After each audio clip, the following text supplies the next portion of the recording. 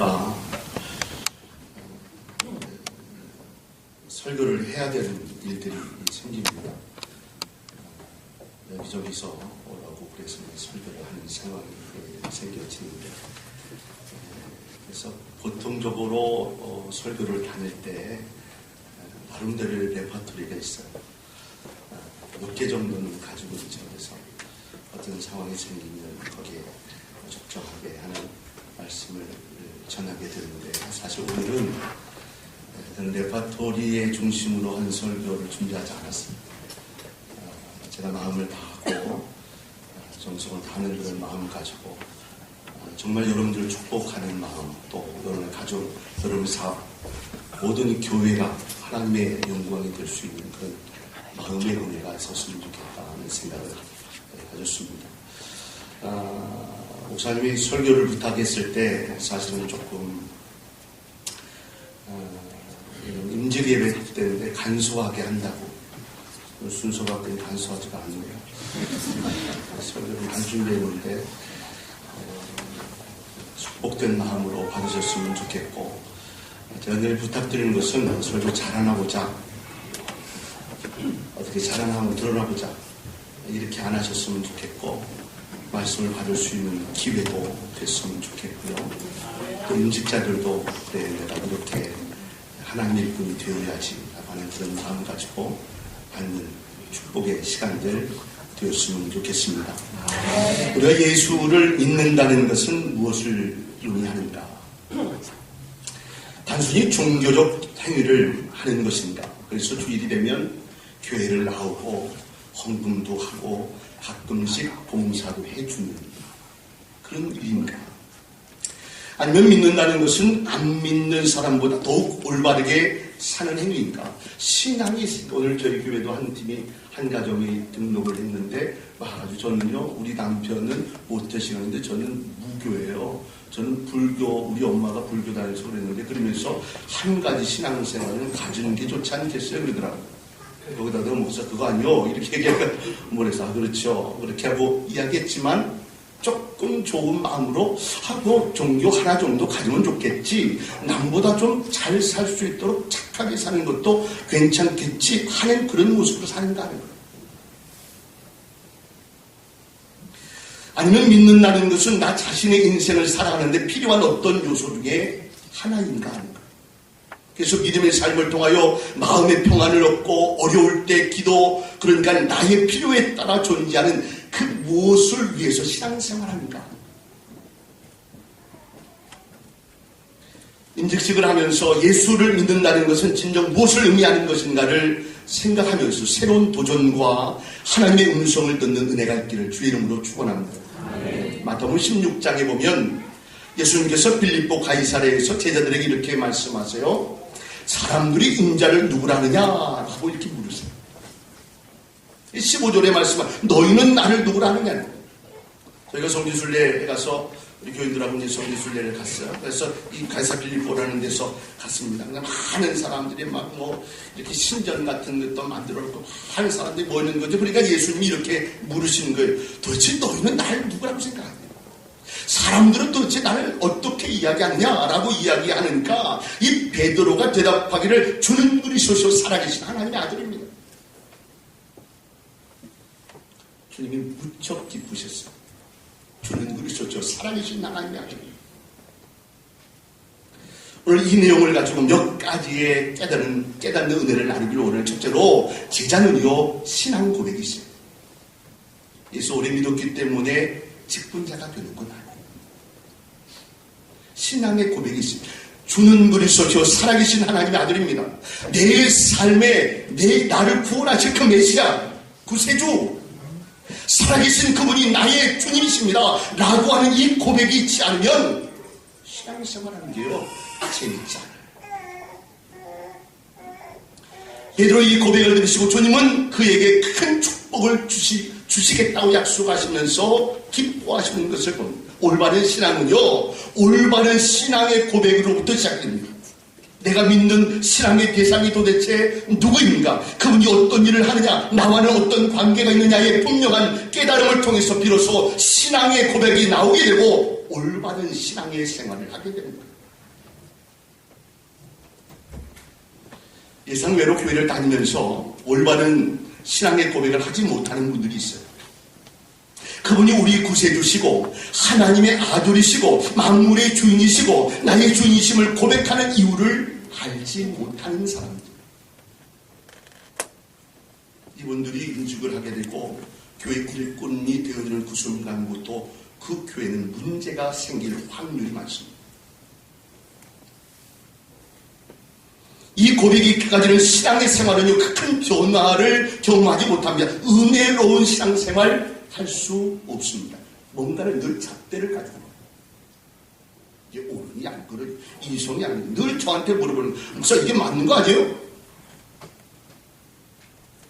이걸로 되어지지 않는 일들이 있어요. 예수님 때문에 그렇게 살아야 하는 이유 여러 가지의 모습을 신앙생활하면서 그분의 고백을 할 수 있는 이 고백이 내 삶의 모든 것을 보완하고 만들고 아름답게 만들어요. 그래서 제자는요, 신앙 고백이 있어야 돼요. 내 삶의 고백이 있어요. 그게 제가 목사로 설교하면서 가장 강력하게 기도하고 외치는 것은 하나님, 내가 경험하게 하시고 내가 느끼게 하시고 내가 느껴졌던 내가 경험했던 하나님의 역사와 능력을 저들에게 전할 수 있는 은혜를 달라고 합니다. 늘 제 마음속에 기도합니다.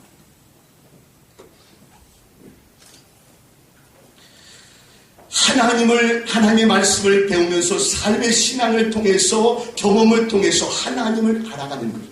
바요나시오나 내가 복이 있도다 이를 내게 알게 하면은 혈육이 아니요 하늘에 계신 내 아버지. 신앙 고백한다고 자꾸 하라고 한다고 아멘 이게 되는 거 아니에요. 임종을 맞이할 때도 해서 신방 갈 때도 많은데요. 예수 믿어야 구원받습니다. 아멘 하면 천국 가요. 이 얘기요 금방 못 받아들여요. 희한하죠.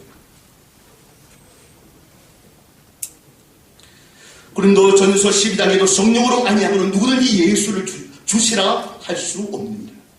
성령이 그렇게 은혜를 부어주시고 만들지 않으면 내가 그렇게 할 수 없다는 거예요. 결국 우리 믿음의 고백의 행위는요, 인간의 깨달음을 통해가 아니고 하나님의 전적인 은혜를 통해 이루어지는 축복이라는 사실을 믿으실 수 있기를 바랍니다. 여러분에게 꼭 주는 글소시오 살아계신 하나님의 아들입니다. 이 고백이 될 수 있기를 주 이름으로 축원합니다. 두 번째로 신앙 고백을 한 제자들은 그 입술대로 고백한 대로 살아야 합니다. 우리 그리스도인들의 최고 약점이 뭔지 아세요? 고백한 대로 외친 대로 살지 못하는 것. 큰 멋진 외침이 필요합니까? 주님 내가 사랑합니다. 주님 위해서 내가 살겠습니다. 이런 얘기, 열정이 소리 막 어쩔 이런 것이 중요합니까? 한마디를 해도 그대로 사니까. 여러분 신앙생활이 뭐라고 생각하세요? 수도 없이 설교 지금 홍수시대 살아요. 이것 들면 저것 들면 설교 듣는 거 문제야. 스마트폰은 설교 듣는 거 그건 문제가 있지 않아요. 성경 공부하면 도대체 얼만큼 해야 되겠어요? 평생 30년, 40년, 50년, 60년을 설교 들어야 해요. 수도 없이 들어야 돼요. 근데 오늘 들은 것 가지고 오늘 살고 이번 주 들은 말씀 가지고 살려고 한 주가 내쓰고 노력하면서 사는 것이 그냥 성도의 삶이에요. 예전에 어느 큰 교회 수양반인데 그 앞에서 차를 대더라고요. 그러니까 그 경부하시는 분이 되지 마세요. 그랬더니 뭐라 그러냐면 저 사랑의 교회 다녀요. 그냥 되지 마시라니까. 저 사랑의 교회 다닌다니까요. 사랑의 교회 다니는 거하고 거기 차 대는 거 무슨 상관이에요? 뭔가를 무슨 재직 대단한 훈련을 받으면 대단한 것처럼. 근데 그게 뭐예요? 다른 사람들이 날 인정하지 않아. 예수를 믿은 지 수도 없이 오래됐어요. 그런데 옆에 있는 사람이 내가 예수 믿는지 몰라. 얼마 전에 제가 어디 부동산 갔더니 저를 이렇게 보시면서 거기 계신 분, 목사님이세요? 그러더라고요. 예, 목사입니다. 천상 목사님이세요. 그래서 제가 제일 좋은 게 목사로 저를 봐주는 거예요. 저 목사같이 생겼어요? 왜 이렇게 생겼습니까? 제일 열받을 때 우리 쓰세요. 내가 담배 피우면 풀 나대. 내가 삶으로 오늘 지켜가는 삶.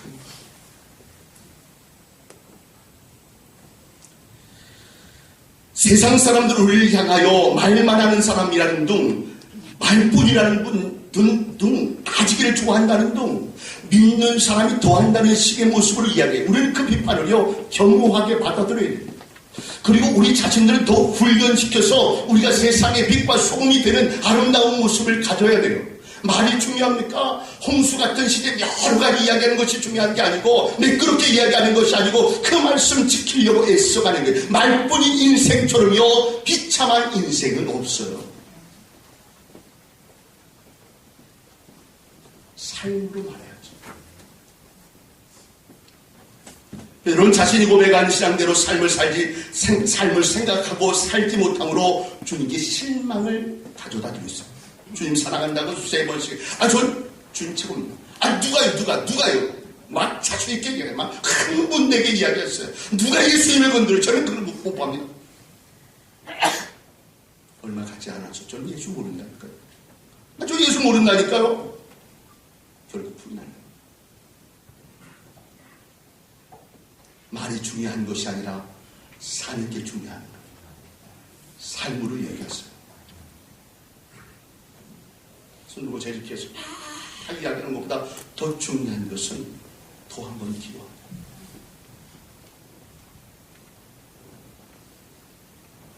세 번째로 신앙 고백한 이 제자들은 자기를 부인하는 삶을 살아야 돼요. 예수님은 누구든지 나를 따라오려거든 자기를 부인하고 자기 십자가를 지고 나를 쫓을 것이다 이렇게 말씀했어요. 우리는 그분이 나의 인생의 주인이시고 나의 왕이라고 고백한다면 우리는 그분을 위해 삶을 살아야 돼요. 여기서 자기를 부인한다는 말은 뭡니까? 자기의 본래의 것에 대한 모든 신뢰를 포기하고 하나님 한 분에게만 매달리겠다는 행위를 의미하는 거예요. 이 말씀대로 산 사람이 누구냐면 사도 바울이에요. 내가 그리스도와 함께 십자가에 못 박혔나니 그로 이제는 내가 산 것이 아니오 오직 내 안에 계신 그리스도께서 사신 것이다. 이제 내가 육체 가운데 사는 것은 나를 사랑하사 나를 위하여 자기의 몸을 버리신 하나님의 아들을 믿는 믿음 안에서 사는 것이다. 내가 사는 것은 이제는 내 삶이 아니고 예수 그리스도의 삶이라는 거다.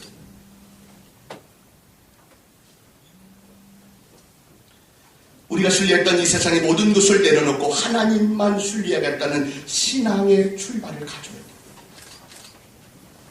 목사로서 제일 힘든 게 뭔지 아세요? 목사로 제일 힘든 게 나를 내려놓는 거예요. 저희 사모는 저를 하게 당신 자기 마음대로 다 안 돼.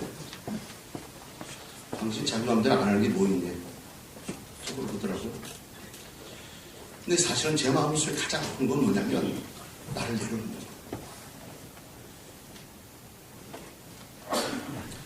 그래서 막 올라오는 뭐 전도사, 강도사 조금 이제 안수받았고 이제 저도 이제 조금 이제 안수받은 지 이제 한 20년 돼가지고 이렇게 올라오는 친구들이랑 머리 굴리고 뭐 자기 뭐 사례가 얼마나 되는지 뭐 자기 거 자꾸 이야기하고 막 이렇게 하면 막 열받아. 그렇게 하는 목사인데 그렇게 하는 목사인데 부자 되려고 목사하는 사람 한 사람도 없어요. 주를 위해 사는 거지. 내 건 내려놓는 게 제일 힘들어. 나는 없는 삶, 나를 쳐서 십자가 앞에 복종하는 삶, 이게 제일 힘들어. 막 열이 나왔다도 저는 막 열받는 스타일은 아닌데 참 저에게 주신 은혜. 뭐라고 얘기해도 그러려니 해요. 열 좀 덜 받는 편이에요. 그래서 목사로서 참 감사해요. 막 열이 금방 받아가지고 막 하는 사람들은 지금 열이 좀 덜 받아요. 설교하는 거, 신방하는 거, 헌신하는 거, 이렇게 뭐 그게 어렵다고 생각해요. 여러분도 그렇게 생각하지 않아요? 목사님 뭐 어려워요? 설교, 또 신방, 그렇게 하는 사람이 있어요. 제가 생각해도 그렇게 어렵지 않아요. 아니, 10년을 넘게 해서 안수받았어요. 그것만 하려고 생각하면 그렇게 했어요. 설교 어느 정도 하면 어느 정도 기본이 있어요. 할 수 있는 그런 마음 가지고 또 깨닫고 느껴지는 말씀을 또 바꾸고 또 바꾸면서 하지만 마음속에 생각하는 거예요. 아니 목사 정도 되면 새벽 기도하는 게 뭐가 그렇게 어려워? 저는요, 제가 51인데, 너무 젊지 않아요? 저희 딸이 26이에요. 조금 있으면 사회되는 거 아무리 생각해도 이게 친구하자 그럴까봐. 전 51까지 사는 동안요, 주일날 교회 예배 드리고 딴 데 안 가는 거 여기가 한 번도 거의 한 적이 없어요. 잘하면서도. 목사 되고 20년 됐죠. 저는 어렵지 않아요. 아니, 50년 동안 어떻게 줄 서서 매번 다 줬어요? 저한테는 어려운 일이 아니에요. 여러분 죽어도 힘들죠? 1년에 한 번 빠지는 거 뭐 그럴 수도 있지, 뭐 이렇게 생각하시죠? 저는 50년도 그런 경우가 없다니까. 우리 딸내미 둘도 그런 게 없어요. 저는 그게 어렵지 않아요. 설교하는 거 어렵지 않고, 나가서 남들이 안 하는데 내가 가서 청소하는 거 이거 어렵지 않아. 근데 가장 힘든 게 뭐냐면, 하나님 앞에서 나를 내려놓는 거예요. 십자가 앞에서 나를 내려놓는 거예요. 나도 어떤 때는 화도 나거든. 죽을 힘을 다해서 기도하고 내쳐가면서 기도하는데, 내 생명 다해 기도하는데, 교인이 조금 반대할 것 같으면 막 화나. 나만큼 기도하는 사람 누가 있을까? 내 인생 다 걸어서 처음부터 끝까지 난 주를 위해 산다고 했는데.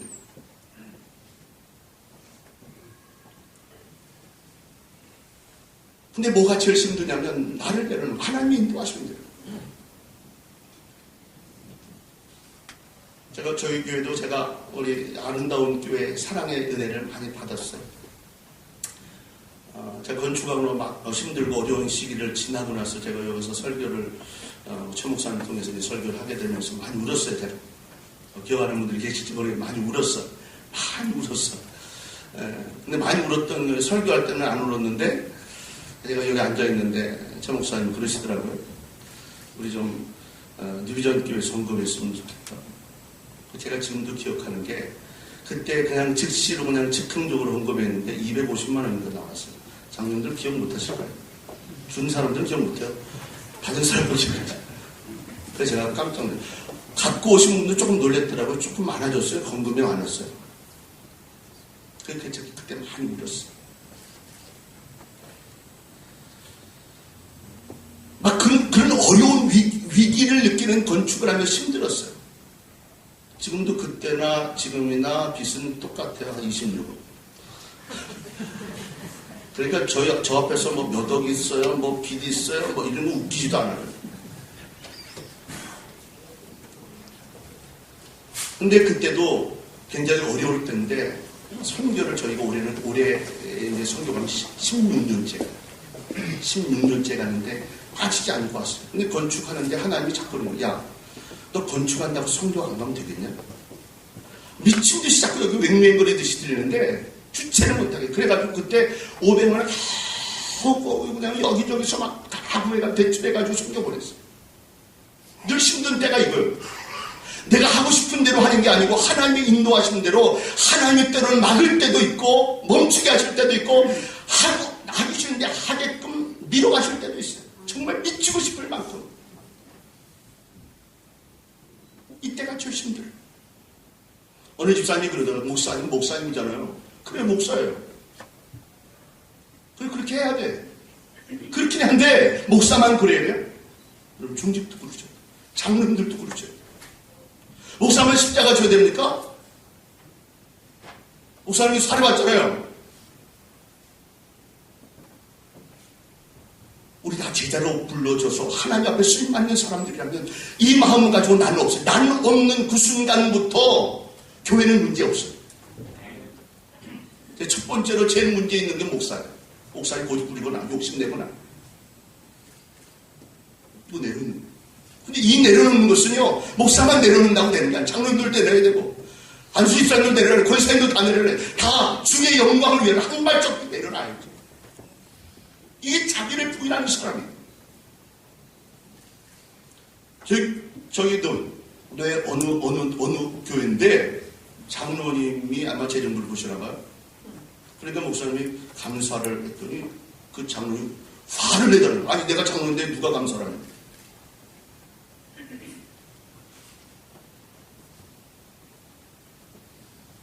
목사가 교회 주인입니까?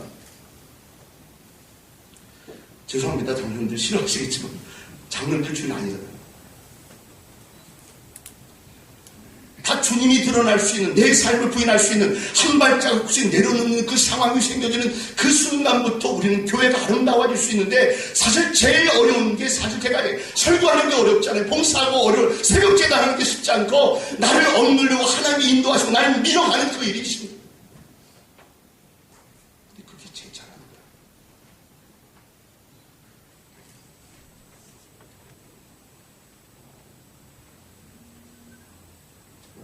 하나님을 고백하면서도 내 인생을 내 힘으로 살아보려고 발버둥치는 사람들이 있어요. 저 목사 안수 받으면서 하늘로서요, 저 주를 위해 죽겠어요. 전 지금도 그래요. 우리 가정 위해서 가장 기도 많이 하는 것 중에 한 가지가 뭔지 아세요? 죽도록 충성하게 하시며, 나뿐만 아니라 우리 딸들, 우리 사모 죽도록 충성하게 하시며, 제 기도력은 왜 그런지 아세요? 죽도록 충성해서 내가 없는 삶을 살 때 이루시는 하나님의 능력을 내가 보기 때문이지.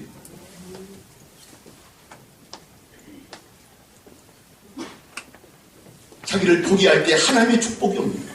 자기를 부인할 때 내 인생을 하나님이 다스리세요. 하나님의 능력의 손을 붙잡고 그의 인도하심을 그대로 쫓아갈 때 내가 편하게 살 수 있고 능력의 삶을 살아갈 수 있어요.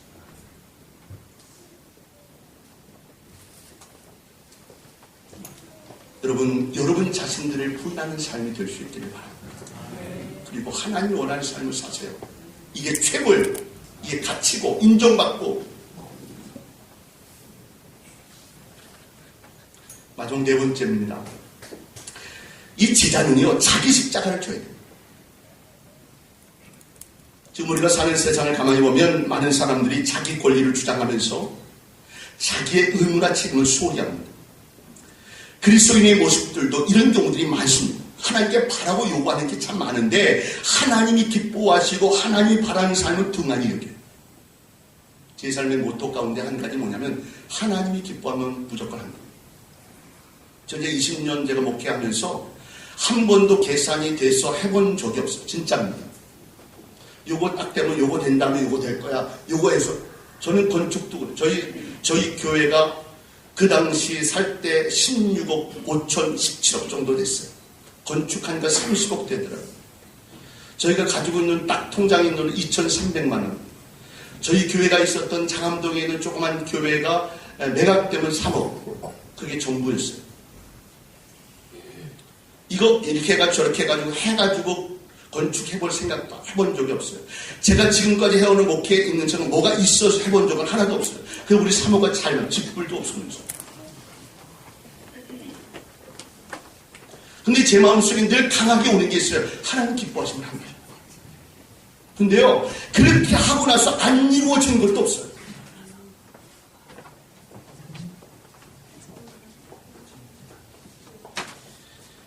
나만이 할 수 있는 그 일이 있다고 한다면 난 그 마음을 하겠다는 거예요.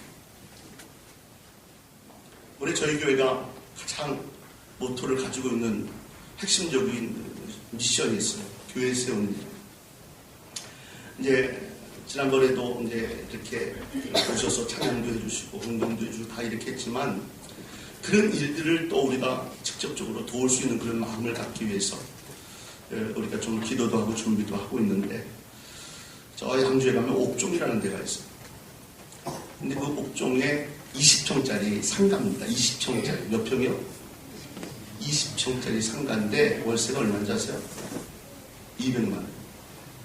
안 놀래요? 저기는 여기 비싸요. 여기 제가 제 목회를 해봤기 때문에 제가 그 친구한테 제가 이렇게 얘기했어요. 해라. 우리 사모들 몰라요 지금. 얘기하지 마세요. 200만 원 그냥 저희가 다 월세 내기로 했고, 교회가 하는 모든 일체, 음향, 십자가, 간판, 의자 하는 모든 일체 저희가 다 드렸어요. 우리 사모가 자꾸 옆에서 당신 그에게 집불도 없으면서 지금 빚도 있는데, 저도 잘 모르겠어요. 왜 자꾸 그렇게 하려고 하는 저도 잘 몰라. 그냥 하나님이 기뻐할 것 같은 것 단 한 가지. 저희는 교회에서 자동이체로 하는, 은행 계시는 우리 장로님 계시죠? 자동이체로 하는 걸 해가지고 뭐 1만원, 2만원, 5만원, 10만원 이렇게 해가지고 자동이체로 이렇게 빠지는 걸 이렇게 해가지고 그 자금도 만들고 주고 그렇게 하고 준비하고 있어요. 제가 하고 싶은 그 일은 왜 꼭 해야 되는지 잘 모르겠어요. 그런데 이 일은 하나님 기뻐하셔. 그게 제가 할 수 있는 그 일이에요. 빚이 있어서 어떤 노예, 우리 노예 보니까 빚이 있어서 꼼짝도 못하게 하는데 막 움직이지도 못하게 하는데 빚이 있다고. 여러분, 움직이지 못하는 교회는 죽습니다. 자꾸 뭔가를 움직이고 만들지 않고 목표가 되지 편안한 교회가 좋은 것처럼 느끼세요? 아니에요. 움직일 수 있는 교회가 좋은 교회예요. 왜 하면 안 해요? 자꾸 움직여야 돼요. 주님 기뻐한 일이 뭔가에 관심을 가져야 돼요. 그리고 거기를 위해서 제가 마음속에 늘 숨에 묻히도록 일할 수 있어요. 여러분, 좋은 목사님 모시는 거에 감사하셔요. 많은 것 보고 느끼고 오신 목사님, 담임 목사로 모시는 거 감사해요. 저는요, 유학 가려고 무척 했었는데 유학은커녕 아무 데도 못 갔어요. 갱신이 나양대학교 그냥 박사과정 졸업도 못했고 그냥 코스만 끝냈어요. 하고 싶어서. 저는 학구적인 스타일이 아니에요. 공부도 잘 못하고 난 끝까지는 간다. 이런 마음 자신 있어요. 제가 제일 부러운 게 목사님 같은 경우는 가서 공부를 하고 마음껏 많은 세상 보고 느끼고 그렇게 하고 왔으면 좋겠어요. 저 안식년 20년 가까이 좀 목사하면서 안식년 한 번도 못 가봤어요. 한 달 이렇게 쉬어본 적도 없어요. 우리 교인들이 조금 상황이 좀 나아지면 제가 얘기해가지고 제가 한 6개월에 갔다 올 거예요. 흉내라도 좀 내라. 부러워요, 진짜. 보는 것만큼인지 아세요? 많이 느낀 것만큼인지 아세요? 이 보는 것만큼 움직여질 수 있는 마음의 열정이 생겨지면서 일들을 만들어가요. 해외에서 박사과정 했다고 해서 박사학위 받고 왔다고 해서 다 박사인 줄 아세요? 말로 이야기하면 개나 소나 다 박사예요. 목사님처럼 제대로 박사학위를 하고 온 분들도 그렇게 쉽지 않아요.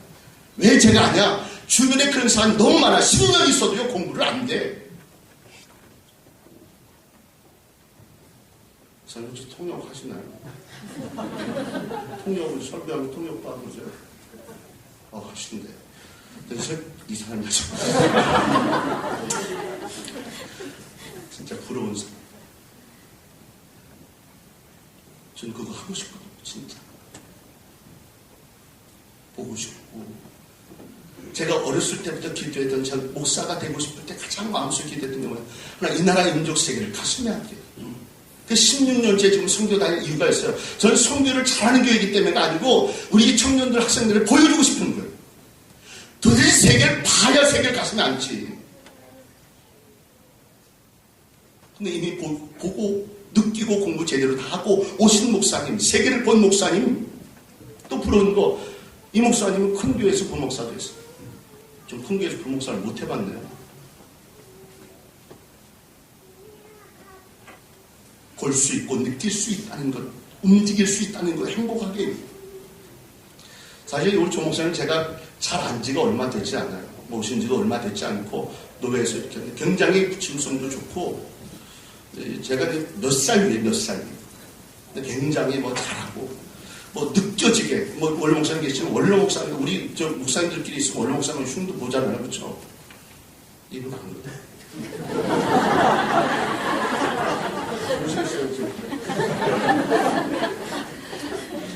최두길 목사님 이야기하면서 최선 다하려고. 두 번 목사님 모시고 우리는 투덜거릴 수 있거든요. 나는 둘씩이나 이렇게. 근데 그런 얘기 안 해요. 진짜예요. 그리고 저희들한테도 잘해요. 밥도 사. 보통 저는 후배들은 밥 안 사거든요. 밥도 사고 오라고 그랬어요. 같이 얘기도 나누고. 굉장히 긍정적이고 뭔가를 자꾸 움직이게 돼요. 그래서 저희가 빠른 속도로 같이 잡아줬어요. 전 그런 게 좋거든요. 맨날 어려워서 힘들어서 제일 싫은 게 맨날 어렵다는 얘기 아니에요. 도대체 빚이 얼마인데 내가 물어보고 싶어. 움직여야 돼. 움직여야 사는 교회. 왜 교회가 문제가 생기는지 아세요? 부자 교회들이 왜 문제가 생기는지 아세요? 빚이 없거든. 그래서 장로님들끼리 파벌이 생겨가지고 싸워요. 이분 저분 만들어가서 어떻게 돈 쓸까 싸워. 이 싸우는 거예요. 저는 빚이 많으니까 안 싸워요. 빚을 내세요. 빚이 많으니까 안 싸운다니까. 왜냐면 싸워서 내가 큰 소리 내는 그 순간부터 내가 그거 짐져야 되거든. 아무도 얘기 안 해. 그래서 저는 그냥 우리 재직해도 그냥 있어요 없어요 뭐 이렇게 이야기하고 한 5분 10분이면 끝이에요. 좀 얘기 좀 하세요. 그냥 안 해. 십자가 지라고.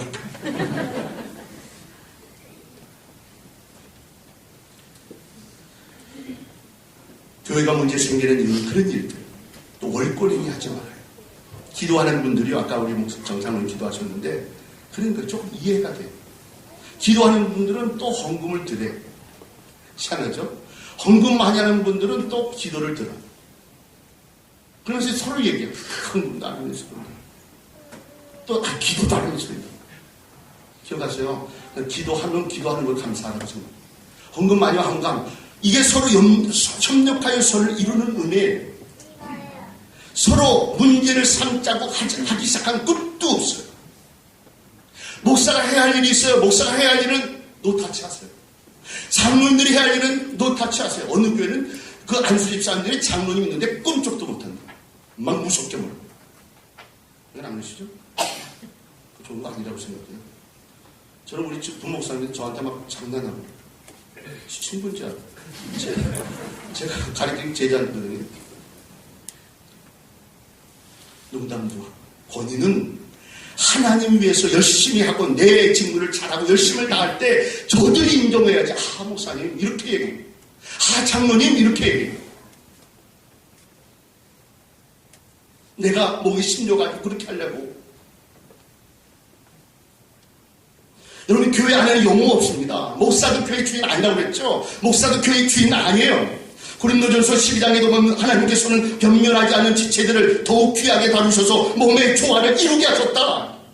부족한 사람들끼리 서로 만들어가며 아름다운 교회를 이루가는 것이 건강한 교회예요. 출애굽기 17장에 보면 우리가 주목하게 되는 것이 여호수아와 모세죠. 아말렉과 싸워서 모세가 열심히 기도하니까 또 여호수아가 막 열심히 가서 싸우고 기도하니까 싸움을 하니까 이기게 됐어요. 그런데 이름도 빛도 없이 함께한 아론과 훌이 있다는 사실. 그들이 한 일이란 뭡니까? 모세의 팔을 붙잡아 준 것 외에 없어요. 영화에서 보면 주연이 아니에요. 조연 내지 엑스트라예요. 그런데 이들이 있음으로 인해서 모세의 팔이 하루 종일 내려오지 않게 되어졌고 결국 승리가 있게 되어졌다는 거예요. 일로 말미암아 이스라엘의 승리는 있게 됐어요. 주의 일에는 쓸모없는 일도 작은 일도 없어요. 하나님에게 수익통이 없습니다. 내 작은 일, 남들이 알아주지 않는 일, 그 일이 얼마나 가치 있다는 사실을 기억할 수 있길 바랍니다. 어떤 일이든 내게 주어진 일을 하면 돼요. 그 일을 하나님은 최고로 여기세요. 예수님도 당신의 십자가가 너무나 힘들고 아파서 겟세마네 동산을 하나님께 간절히 기도했어요. 그리고 담대히 그 십자가를 지고 골고다에 오르셨을 때 그분은 부활의 영광을 맛보셨어요. 이 사실 성경은 이렇게 말씀합니다. 자기를 낮추시고 죽기까지 복종하셨으니 곧 십자가에 죽으심이라 이름으로 하나님이 그를 지극히 높여 모든 이름 위에 뛰어난 이름을 주사 하늘에 있는 자들과 땅에 있는 자들과 땅 아래 있는 자들로 모든 무릎을 예수의 이름에 꿇게 하시오. 제가 가끔 얘기해요. 당신이 저게 세우지 말고 내가 세우게 합니다. 내가 목에 심주지 않고 내가 그런데 이렇게 이야기하지 않고 목사님 내가 할 수 있게 겁니다. 우리가 힘들고 어려워도 순종함으로 우리의 십자가를 지고 예수님을 따르면 반드시 하나님의 위로와 복이 있다는 사실을 기억할 수 있기를 바랍니다. 여러분이 지어야 할 여러분의 십자가는 뭡니까? 그 십자가 무엇이든지 불평하지 말고 오히려 그 십자가를 바로질 수 있는 강한 어깨와 힘과 능력을 달라고 기도하면서 감당하는 은혜가 있기를 바랍니다. 제가 한 26년 동안 아는 황장로님이라는 분이 있어요. 이분은요, 정말 헌신해요. 제가 부교육자로 있었던 교회 장로님이에요. 그때나 지금이나 조금 더 변하지 않았습니다. 모든 십자가는 그분이죠. 그래서 저도 문제 있으면 지금도 사실 정말 미안한데 우리 교회 장로님보다 그분이 첫 번째 기회예요. 진짜입니다. 우리가 어렵고 힘들 때는 많이 도왔지만 자기 교회 목사님한테는 말할 게 없어요. 믿음의 역사를 가지고 있는. 그래서 제가 누구한테도 우리 청년들이 열심히 다 했는데, 이제 아까도 뭐 장로님 물어보시더라고 청년들 어떠냐고 그래서 제가 얘기했는데 이제는 다 결혼했어요. 막 어렵게 힘들게 했더니 다 결혼했어요. 다 잘 됐어요. 저는 그렇게 할 말이 있어요. 주 안에서 열심을 가지고 애쓰고 있는. 그래서 지금도 저희는 주일날 저녁 때, 우리 저녁 예배 지금도 드리는데, 저녁 때 식사를 청년들 학생들이 같이 먹는데 15명에서 20명 정도가 늘 같이 먹어요. 그때마다 제가 기도하는 게 있어요. 하나님, 젊을 때 주를 위해 생명 드리고 여기 안에서 꿈을 꾸고 여기 안에서 비전을 누릴 수 있는 은혜가 있게 해달라. 그 친구들한테 제가 이렇게 얘기했어요. 황장로님 주셨어. 언제까지 해야 되냐면 끝까지 날 필요할 때까지 내가 십자가를 져야 그리 힘들고 어려워도 질 수 있기에 주신 그 은혜를 가지고 지나. 그게 축복이에요. 저 못해요. 안 해요. 저는 저한테 못하거나 하는 하나님을 거의 거절하지 않습니다. 왜냐하면 그는 나에게 맡기신 하나님의 뜻이라고 생각합니다.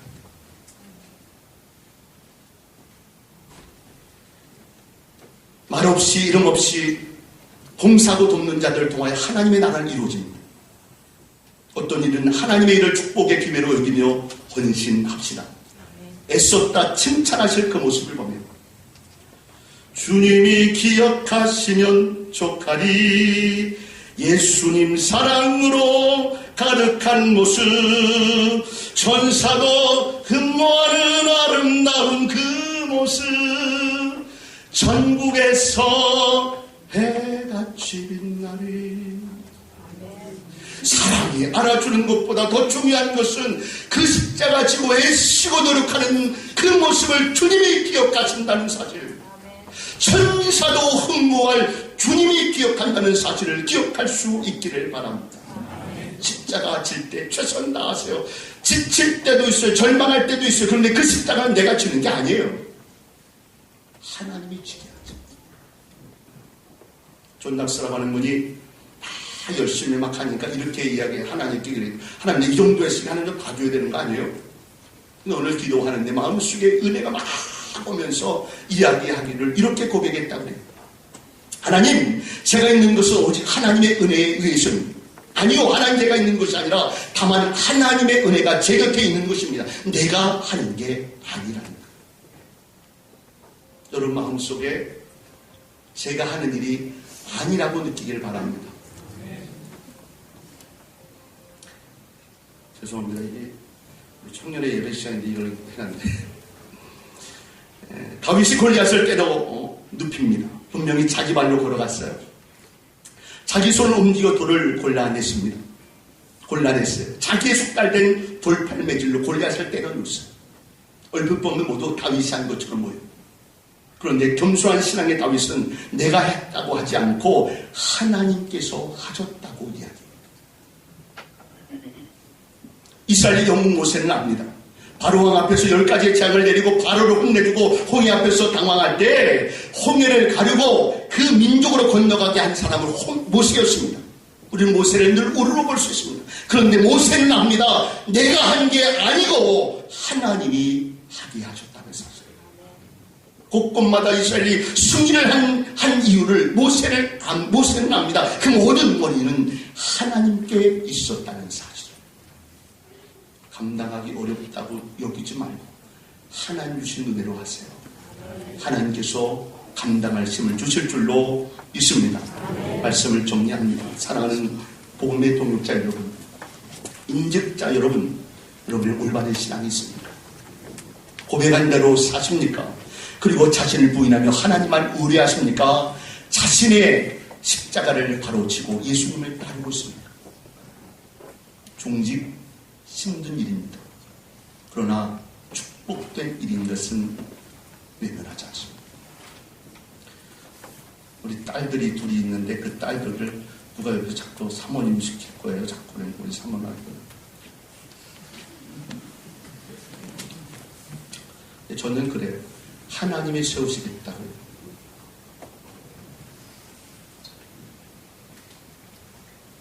근데 하나님이 수임받는 도구가 됩니다. 제가 알죠. 목사가 힘든 일이고 사모가 힘든 일인지 알아요. 그런데 그 일이 축복된 일인 걸 알아요. 임직이 힘들어. 그런데 정말 축복.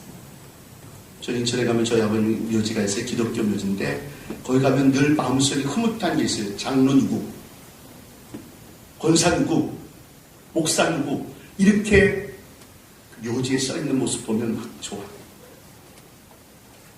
저는 진짜 부족한 사람이라고 느끼는데 목사가 된 것에 대한 마음의 은혜가 있어요. 겸손해서 아니야. 부족한데. 그런데 하나님이 나를 수리하셨다는 이 사실, 이것만큼의 은혜를 잊지 말자는 거예요. 받은 은혜가 많아. 은혜 잃어버리지 않고 보답하며 살 수 있기를 바랍니다. 일해 주신 것 잊지 말고 충성되어 숨기는 은혜가 있기를 바랍니다. 임직장을 좀 쫓아봅시다. 죽자. 죽기 싫어요. 내가 죽는 게 교회가 사는 게 하나님의 영광이 드러나는 것임을 잊지 않기를 바랍니다. 또 안물과 좀 설교 길었는데 찬양 하나 좀 너는 내 아들이라 라고 찬양 같이 한두 분 찬양해 주시면 더 좋겠어요. 한 점은 오늘 이분들이 우리 임직자들이 경험됐으면 축복이 있었으면 좋겠습니다. 너는 내 아들이라고 말씀하신 주의 음성을 들었으면 좋겠습니다. 저는 목사 안수받으면 무지 울었습니다. 하나님 나를 쓰신다는 이 자체. 오늘 이분들이 감격 속의 은혜로 할 수 있는 그런 축복의 은혜가 임할 수 있기를 바랍니다. 힘들고 지쳐